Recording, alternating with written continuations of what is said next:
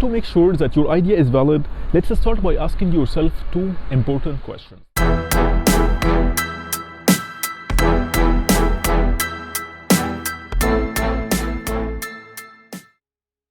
Do you have an idea but don't know how to bring it to life?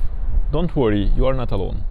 Every day I meet people who have the same challenge, having such great ideas but don't know how to translate their thoughts into a structured business idea that could be implemented and generate money.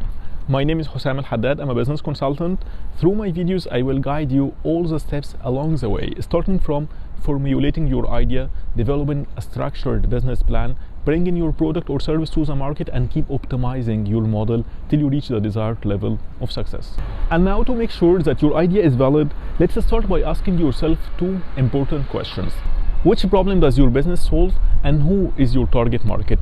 Is there a group of people who are interested in the solution you're gonna offer and willing to pay money for it?